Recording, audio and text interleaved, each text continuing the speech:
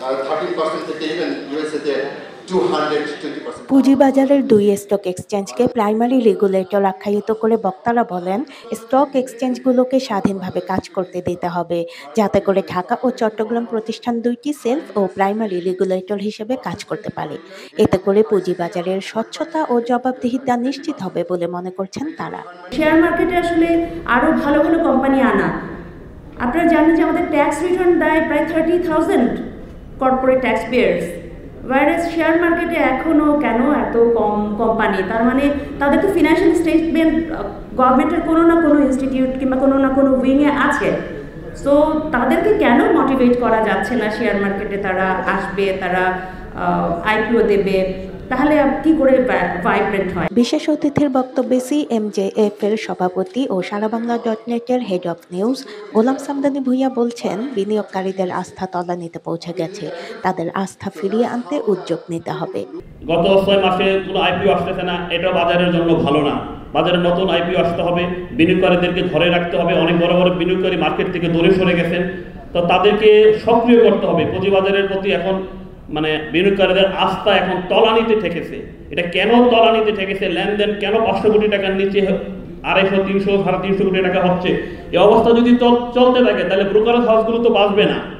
সুতরাং আমাদের সমস্যাটা কোথায়? এটা রেগুলেটর সহ দুই স্টক এক্সচেঞ্জ এবং যারা ফাইন্যান্স মিনিস্ট্রি সহ সবাইকে নিয়ে বসতে হবে যে আমাদের প্রতিবেশী দেশের পুঁজিবাজার যেখানে এগিয়ে যাচ্ছে, শ্রীলঙ্কা বিপর্যয়ের পরেও শ্রীলঙ্কা এবং পাকিস্তানের পুঁজিবাজার এখন এশিয়ার মধ্যে সবচেয়ে ভালো অবস্থানে আছে, তাহলে আমাদের পুঁজিবাজার কেন দিন দিন পিছনে যাচ্ছে? এই বিষয়গুলো কোথায় আমাদের গলদ, সেগুলো বের করতে হবে। ফারুক আহমেদ সিদ্দিকী বলেছেন, পুঁজিবাজার অনেক সমস্যায় জর্জরিত, লং টার্ম পলিসি না হলে অর্থনৈতিক বাণিজ্য সম্ভব নয় বলে মন্তব্য করেন তিনি। এই সমস্যা নিয়ে একটা পুঁজিবাজার কিভাবে টিকবে? আমি বিনিয়োগ করতে চাই, কিন্তু আমি জানি এখানে একবার বিনিয়োগ করলে আমি বেরোতে পারবো না, তাহলে আমি এখানে বিনিয়োগ করবো। এটা যেমন দেশি বিনিয়োগকারীদের ক্ষেত্রে প্রযোজ্য, তেমনি বিদেশি বিনিয়োগের ক্ষেত্রে আরও বেশি প্রযোজ্য। ফলে একটা দীর্ঘমেয়াদী সমস্যা ক্রিয়েট করলো, কনফিডেন্স নষ্ট করে দিল, আস্থা নষ্ট করে দিল বাজারে। এবং এই সমস্যা, এই পারসেপশন থেকে বেরোতে আমাদের হয়তো আরো দীর্ঘদিন লাগবে। অর্থনৈতিক উপযোগী রাজনৈতিক বন্দোবস্ত করাও প্রয়োজন বলে মনে করছেন অনেকে। বাংলাদেশ একটা $1 ট্রিলিয়ন ইকোনমি, $multi-trillion ইকোনমি হওয়ার সম্ভাবনার তালিকাতে আছে, যদি আমরা একটা তার উপযোগী রাজনৈতিক বন্দোবস্ত তৈরি করতে পারি। পলিটিক্যাল সেটেলমেন্ট মানে আসলে ইকোনমি একটা এসেনশিয়ালি পলিটিক্যাল ইকোনমি আসলে পলিটিক্সের বাইরে অবস্থান করে না। এখন সেই পলিটিক্যাল ইকোনমি আমরা যদি ঠিকঠাক মতো বিকশিত করতে চাই, পলিটিক্স যেটা ক্রুড পলিটিক্স, পাওয়ার কিভাবে চলবে, ক্ষমতা ব্যবস্থা কিভাবে পরিচালিত হবে, সেটা সর্বাগ্রে ঠিক হওয়া দরকার। যে এই সমস্ত সংকটের জন্য দায়ী হচ্ছে একটা অসুস্থ রাজনীতি, এবং এই সমস্ত সংকট সমাধান করতে পারে একটা সুস্থ রাজনীতি। ফলে এটাই হচ্ছে কিন্তু সমস্ত আলোচনার আমি মনে করি সারবস্তু। আবারও বলছি, সেই বিবেচনাতেই প্রধান অতিথি হচ্ছেন একজন সঠিক একজন ব্যক্তি এই বিষয়টা বোঝার জন্য, আলোচনা করার জন্য, শোনার জন্য, এবং ভবিষ্যৎ বাংলাদেশের যে সম্ভাবনা সেখানে একটা পরিকল্পনা তৈরি করার জন্য। অনুষ্ঠানে প্রধান অতিথির বক্তব্যে বিএনপির স্থায়ী কমিটির সদস্য আমির খসরু মাহমুদ চৌধুরী বলেছেন, বিগত বছরগুলোতে পুঁজিবাজারকে অর্থনৈতিক চালিকা শক্তিতে ব্যবহার না করে ব্যক্তিগত সম্পদ অর্জনের জন্য ব্যবহার করা হয়েছে। আসলে বাংলাদেশের সরকারগুলি কেউ স্টক মার্কেটকে অন করতে পারেনি কোনো সময়।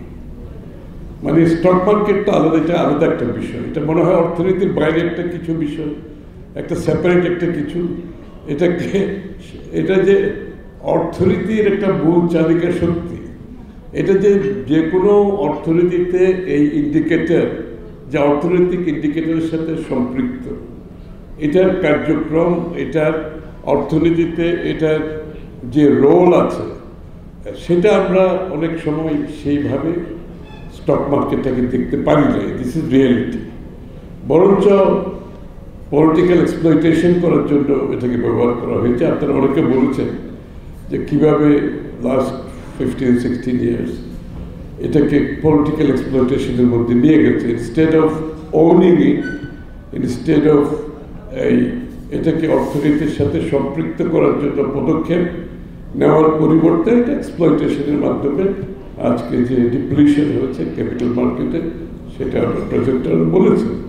পরবর্তীতে বিএনপি সরকার গঠন হলে পুঁজিবাজারকে শক্তিশালী করার কার্যক্রম হাতে নেওয়া হবে বলেও জানান তিনি।